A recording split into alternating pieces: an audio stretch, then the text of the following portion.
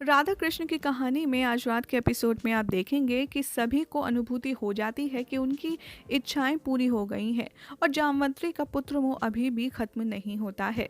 दूसरी ओर आप देखेंगे कि बलराम दाऊ कहते हैं कृष्णा से कि मेरी इच्छा तो पूरी हुई ही नहीं है अभी तक। तो कृष्ण भी बलराम दाऊ को छेड़ते हैं और कहते हैं कि अब तो वो समय जा चुका है दाऊ, आपको जब मांगना था आपको तब मांगना था, अब तो सारा समय जा चुका है, अब मैं कुछ नहीं कर सकता। और ये कहकर दाऊ के सामने से कृष्ण चले जाते हैं।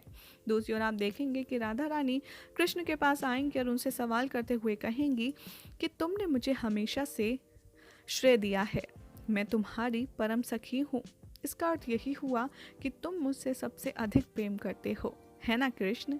तो कृष्ण राधा को इस प्रश्न का जवाब नहीं देते और टालते रहते हैं, लेकिन राधा भी अपने सवाल पर अड़ी रहती हैं और उनसे बार बार यही प्रश्न करती हैं, जिसके जवाब में कृष्ण कहते हैं मैं तुमसे अधिक प्रेम अपनी बांसुरी से करता हूँ, अपनी बांसुरी के स्वरों से करता हूँ। ये जो 7 सुर हैं ये मेरे जीवन में सबसे अधिक प्रेम हैं। ये सुनकर राधा रानी रुष्ट हो जाती हैं और उन दोनों का झगड़ा होने ही लगता है। इन दोनों के बीच के झगड़े को देखकर साम वहाँ आता है और देखकर खुश हो जाता है और सोचता है कि इन दोनों के बीच का द्वंद्व मेरे लिए काफ़ी ज़्यादा लाभदायक होगा और मैं इन दोनों के द्वंद्व का ये मौका सुनहरा ज़रूर उठाऊंगा। तभी कृष्ण कहते हैं राधा से कि मेरे इन स्वरों में तुम ही तो हो राधा। लेकिन कृष्ण की बात राधा 1 मिनट भी नहीं सुनती और रुष्ट होकर जाने लगती हैं। कृष्ण कहते हैं कि मेरे लिए सिर्फ और सिर्फ तुम ही मायने रखती हो और इन 7 सुरों में सिर्फ तुम ही हो हमेशा से राधा। कृष्ण की बात सुनकर राधा को कोई भी संतुष्टि नहीं मिलती और वो वहाँ से रुष्ट होकर जाने लगती हैं। श्री कृष्ण उन्हें रोकने के लिए बांसुरी बजाते हैं। वो सोचते हैं कि राधा इस बांसुरी की मीठी धुन सुनकर रुक जाएंगी और अपना गुस्सा शांत कर देंगी, लेकिन राधा जैसे ही बांसुरी की धुन सुनती हैं वो कुछ समय के लिए वहाँ रुकती हैं और फिर गुस्से में वहाँ से चली जाती हैं। ये देखकर श्री कृष्ण को काफ़ी ज़्यादा हैरानी होती है, क्योंकि इस बार राधा अपने अंदर के क्रोध को शांत नहीं कर पाती। दूसरी ओर आप देखेंगे कि साम, लक्ष्मणा और जामवंती आपस में राधा कृष्ण के प्रेम संबंध के बारे में बात कर रहे होते हैं, जहां पर जामवंती से कहता आता है नजर साम कि मुझे तो लगता था इन दोनों के बीच में काफ़ी अधिक प्रेम है, लेकिन इन दोनों के बीच में भी द्वंद्व होते हैं।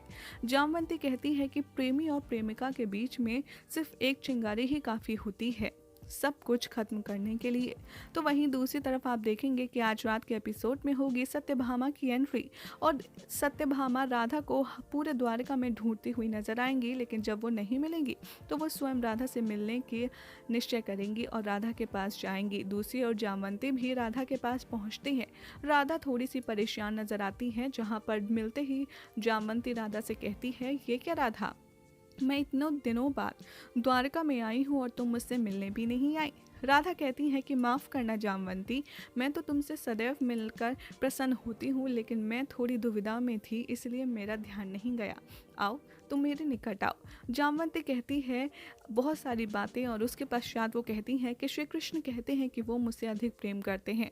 तो वहीं सत्यभामा भी कहती हैं कि वो मुझे अधिक प्रेम करते हैं और मेरा उनके जीवन में बहुत ही अहम अस्तित्व है।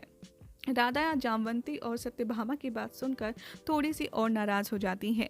तो वहीं दूसरी तरफ द्वारका में एक लड़की होती है जिसे चूड़ियाँ बहुत पसंद आती हैं, लेकिन उसके माँ बाप के पास इतना धन नहीं होता कि वो उस चूड़ी वाले को देकर के अपनी बेटी के लिए चूड़ियाँ ले सके। तभी वहाँ पर साम आता है और वो कहता है कि उस कन्या से मैं तुम्हारी मदद कर सकता हूँ इन चूड़ियों को दिलवाने में, तुम्हें चाहिए तो मैं पूरी की पूरी दुकान तुम्हें दिलवा सकता हूँ, लेकिन इसके बदले में तुम्हें बस श्री कृष्ण से एक सवाल पूछना होगा।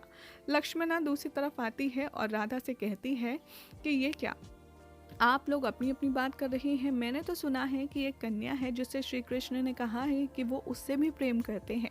राधा ये देखकर बहुत ही ज़्यादा नाराज़ होती हैं और उनके दिल में विष भरने की कोशिश की जाती है। लक्ष्मणा सत्यभामा और जामवंती की तरफ से, लेकिन राधा व्याकुल तो अवश्य हो जाती हैं।